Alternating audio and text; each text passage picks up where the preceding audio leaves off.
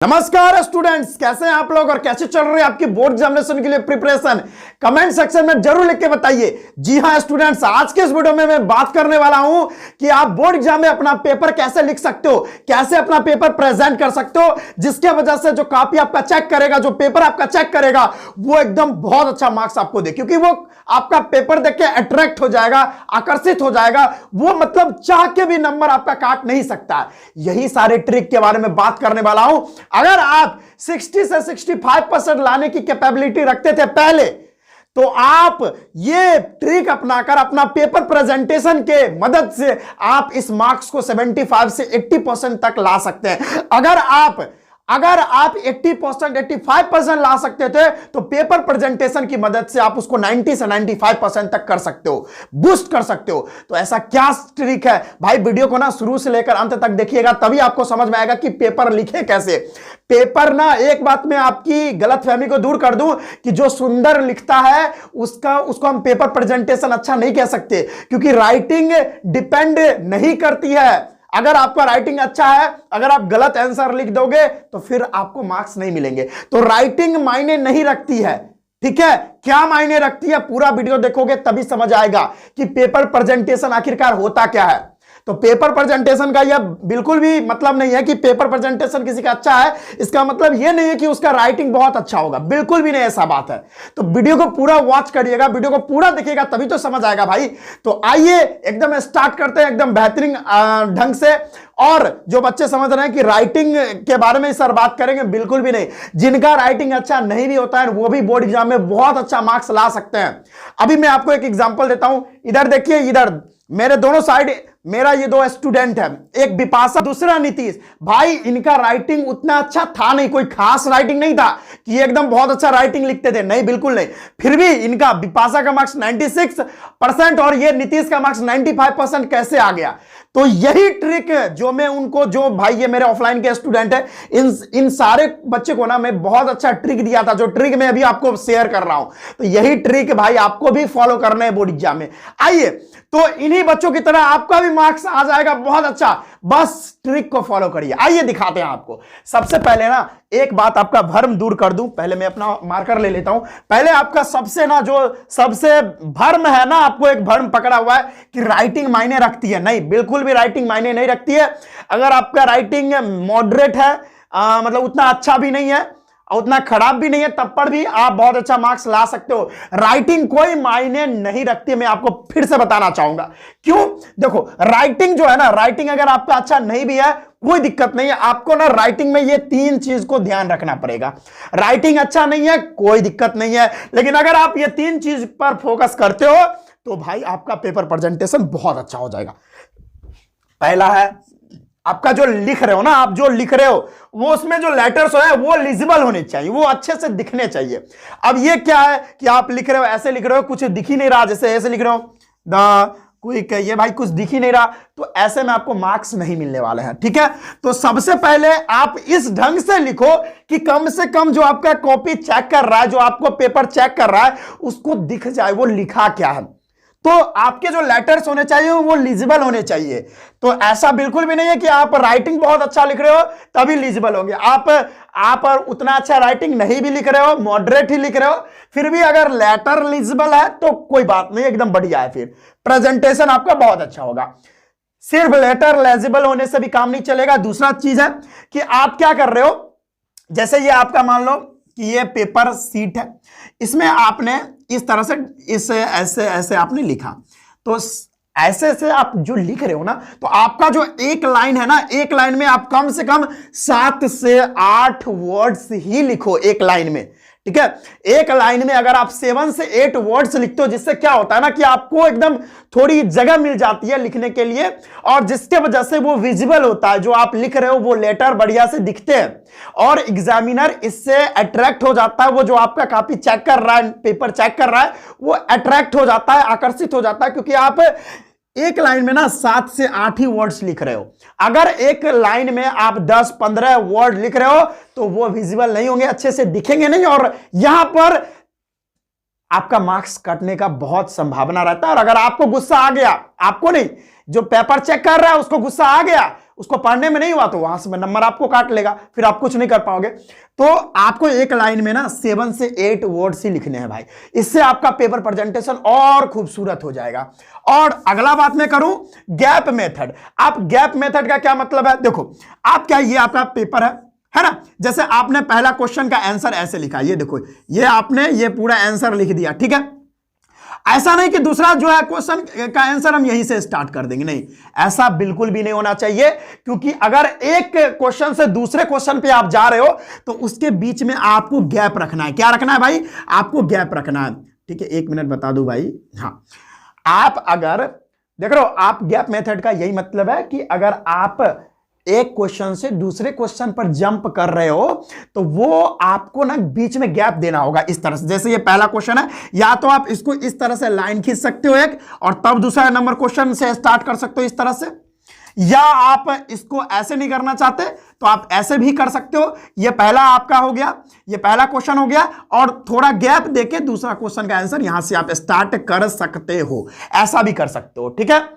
या तो आप ऐसे कर लो, या आप कैसे कर सकते हो, ये पहला नंबर का क्वेश्चन का आंसर है और फिर आप ये ना घेर दो थोड़ा, और फिर दूसरा नंबर का क्वेश्चन यहां से स्टार्ट कर दो, ठीक है। ये दोनों तरीका आप अपना सकते हो। इससे क्या है ना कि आपका पेपर का प्रेजेंटेशन काफी हद तक बहुत अच्छा हो जाता है, जिससे आप ना जो आपका पेपर चेक कर रहा है उसको आप अट्रैक्ट कर दोगे और वो अच्छा नंबर आपको देगा। नंबर कटने की संभावना बिल्कुल भी नहीं रहेगी, ठीक है। तो ये था, तो इससे तो ये पता ही नहीं चला हमको कि सर राइटिंग भी मतलब मायने रखती है, राइटिंग मायने नहीं रखती है। भाई एक बात मैं बता दूं, कुछ ना कुछ हद तक राइटिंग मायने रखती है, लेकिन अगर राइटिंग आपका मॉडरेट है फिर भी आपका काम चल जाएगा। बहुत अच्छा राइटिंग नहीं है कोई दिक्कत नहीं है, मॉडरेट राइटिंग में भी आपका काम चल जाएगा। बस लेटर लेजिबल होने चाहिए, एक लाइन में 7 से 8 वर्ड ही लिखो, और दूसरा गैप मेथड का इस्तेमाल करो भाई, गैप मेथड ये याद रखना। ये 3 चीज राइटिंग में आपको ध्यान रखनी है।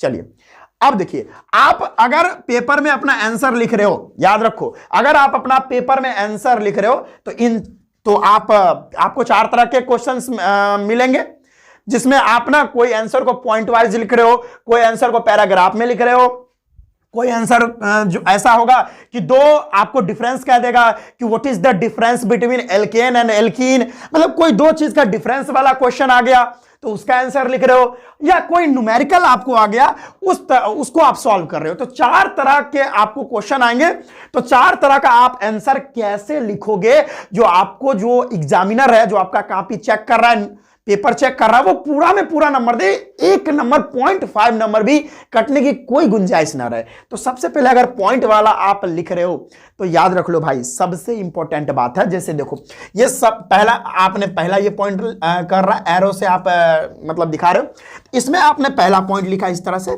और इसमें आपने दूसरा पॉइंट लिखा। सपोज आपको क्या करना है, मान लो कि पॉइंट वाइज आपको लिखना है। खैर याद रख लो भाई, एसएसटी में आपके सोशल साइंस में आपको कोई भी क्वेश्चन पूछ रहा है तो आपको उसको पॉइंट बाय पॉइंट ही लिखना है। अगर आप पॉइंट बाय पॉइंट लिखते हो, अगर मान के चलो भाई आपका ना कोई 3 मार्क्स का क्वेश्चन है, ठीक है, एसएसटी में अभी फिलहाल मैं बात कर रहा हूं, अगर आपका कोई 3 मार्क्स का क्वेश्चन है तो आपको कम से कम 3 से 4 लाइन तो मिनिमम लिखने ही पड़ेंगे।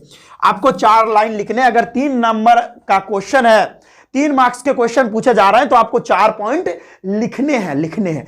और अब देखो, अगर आप लोग कहोगे, बहुत सारे बच्चे कहेंगे सर मेरे को 4 लाइन अगर नहीं याद है तो मैं क्या कर सकता हूं, तो देखो अगर आपको 4 लाइन नहीं याद है तो ये ऊपर के जो 2 लाइन आपको दिख रहे हैं ना, ये ऊपर का पहला लाइन और ये ऊपर का दूसरा लाइन, कोशिश करना कि जो मैक्सिमम इंफॉर्मेशन है ना, जो भी आपको आ रहा है वो सारा मैक्सिमम इंफॉर्मेशन यही 2 लाइन में आप दिखा दो, और वो क्वेश्चन का आंसर आप ये पूरा information, maximum information point number 1 और पॉइंट नंबर 2 में अगर आप दिखा दोगे, और जो मेन पॉइंट है, जो मेन बातें हैं जो आपने उस पॉइंट में दर्शाई है, उसको आप थोड़ा घेर दो इस तरह से, जो मेन पॉइंट है उसको आप घेर दो इस तरह से, यानी एक अंडरलाइन कर दो, घेरना नहीं है, अंडरलाइन कर देना है।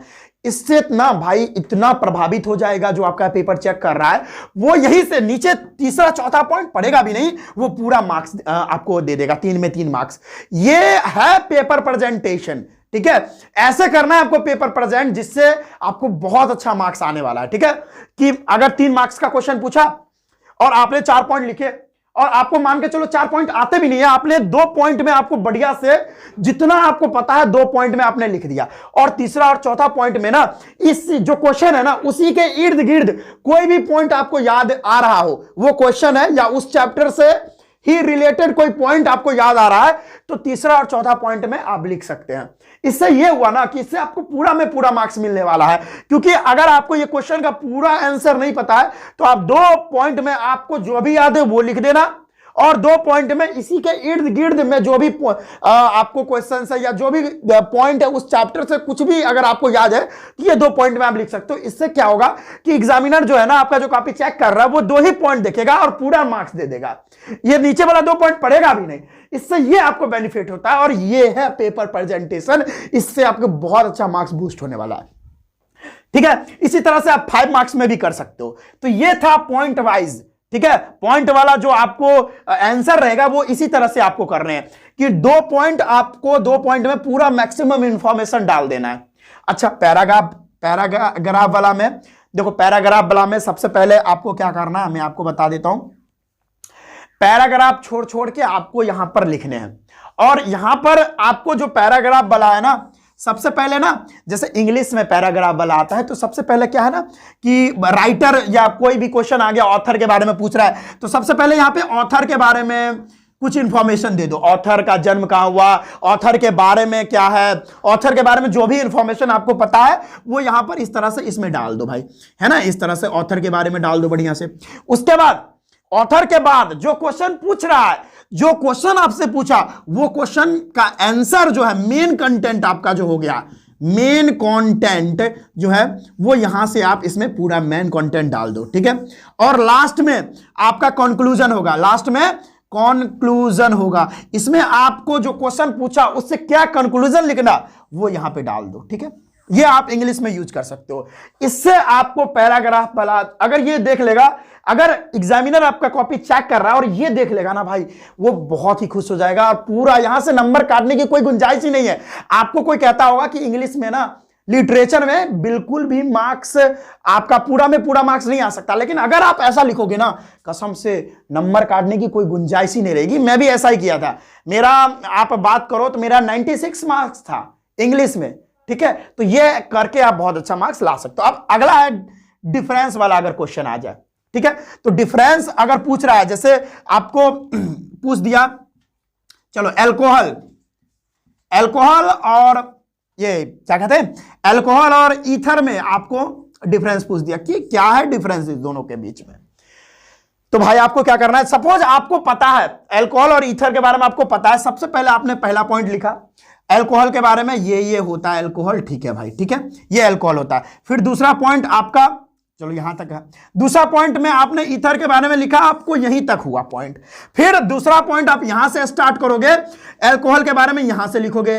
ठीक है, और कभी भी गलती से याद रखना, कभी भी गलती से, एक मिनट, कभी ये पहला पॉइंट है और इसका दूसरा पॉइंट, कभी भी गलती से यहां से दूसरा पॉइंट ईथर का मत लिखना भाई। जहां से ना, जहां से इसका कंप्लीट हुआ है ना दूसरा पॉइंट, वहां से लिखना है आपको, यहां से, जैसे यहां दूसरा पॉइंट स्टार्ट हुआ है ना, यहां से आपको लिखना है। इससे क्या है, इससे ना क्या होगा, इससे आपका जो प्रेजेंटेशन है वो काफी अच्छा लगेगा, देखने में बहुत अच्छा लगेगा, जिसके वजह से ना आप रेगुलर पैटर्न में लिख रहे होगे, और रेगुलर पैटर्न में आप लिखोगे तो यही तो चाहता है, यही तो एक सीक्रेट है मार्क्स बूस्ट करने का। फिर अगर आप यहां तक आपने यहां तक इसका आंसर लिखा, फिर आपको ना यहां तीसरा आप यहां से स्टार्ट करना। ठीक है, यहां से, फिर इसका तीसरा यहां से स्टार्ट, जिससे जो है आपको पूरा में पूरा मार्क्स मिलने वाला है। तो ये था डिफरेंस वाला क्वेश्चन, आपको इसी तरह से बनाने हैं और इसी तरह से पेपर को प्रेजेंट करना है। अब मैं थोड़ा न्यूमेरिकल वाला पार्ट देख लेता हूं, इसको मिटाना चाहूंगा थोड़ा न्यूमेरिकल वाला पार्ट। अब देखो न्यूमेरिकल आते हैं ना, सबसे पहले आपको क्या करना है, न्यूमेरिकल अगर आ गया तो सबसे पहले आपको गिवन देना है, यानी गिवन उस न्यूमेरिकल में क्या वैल्यू दे रखी है। ठीक है, जैसे आपको पूछ दिया कि calculate the number of electrons in 1 coulomb of charge, तो सबसे पहले आपको ना क्या क्या इस क्वेश्चन में गिवन है वो देना पड़ेगा। तो यहां क्यू की वैल्यू 1 कूलम दे रखी है, उसके बाद इसमें इलेक्ट्रॉन पे जो चार्ज होता है वो 1.6 × 10⁻⁻19 कूलम होता है ना। यहां पर आपको n की वैल्यू कह रहा है फाइंड करने के लिए, तो आप गिवन इस तरह से गिवन डाल देते हो ना, इससे भी आपको बहुत अच्छा पेपर का प्रेजेंटेशन हो जाता है। नॉर्मली आप मैथ में भी ऐसा कर सकते हो कि मैथ में ना कोई क्वेश्चन पूछ रहा है तो उसमें क्या क्या गिवन है, नॉर्मली ट्रायंगल वगैरह चैप्टर में, सर्किल वगैरह में, ये सब आप दिखा दोगे कि क्या क्या गिवन है। इससे भी आपका ना स्टेप मार्किंग मिल जाता है, इससे भी आपको एक मार्क्स तो मिल ही जाएंगे आराम से। और लास्ट में जो भी आपका ये इसमें फॉर्मूला लगेगा, इस न्यूमेरिकल को सॉल्व करने में जो भी फॉर्मूला लगेगा, मुझे पता है इस क्वेश्चन को सॉल्व करने में, इस न्यूमेरिकल को सॉल्व करने में एक फॉर्मूला लगता है Q equal two plus minus NE, ये क्वांटाइजेशन ऑफ चार्ज से ये फॉर्मूला आता है। तो आप ना फॉर्मूला लिखकर इस तरह से घेर दो, इससे और ज्यादा अट्रैक्टिव आपका ये हो जाएगा। उसके बाद जैसे ही आपका मान के चलो इसका जो भी आंसर आया, मान के चलो आपने जो भी कैलकुलेशन किया ठीक है, और जो भी आपका आंसर आया वो आप ना इस तरह से घेर दो।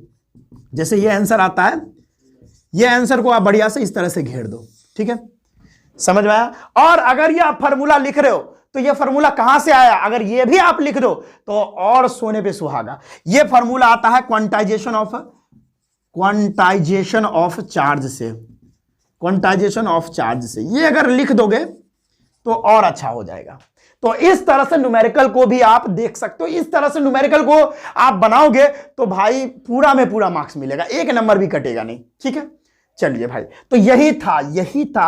अगर इस तरह से पेपर को आप प्रेजेंट कर रहे हो, इस तरह से पेपर को आप दिखा रहे हो, तो भाई अगर आपका 70% आने का चांस था तो ये बढ़ के 90 हो जाएगा, ये कंफर्म बता रहा हूं। ये बहुत दिनों से मैं ये बच्चों को फॉलो करवाता हूं, ठीक है। तो ये चीज आप डेफिनेटली करना, ये आपको बहुत अच्छा मार्क्स बूस्ट करके देगा आपको, ठीक है। तो चलिए हम मिलते हैं अगले वीडियो में। आई होप आज का वीडियो बहुत पसंद आया होगा। मेरे चैनल को सब्सक्राइब कर ले, क्योंकि इस तरह का हम वीडियो डेली आप तक पहुंचाते रहते हैं, तो मेरे चैनल को जरूर सब्सक्राइब कीजिएगा। चलिए हम मिलते हैं अगले वीडियो में। जय हिंद।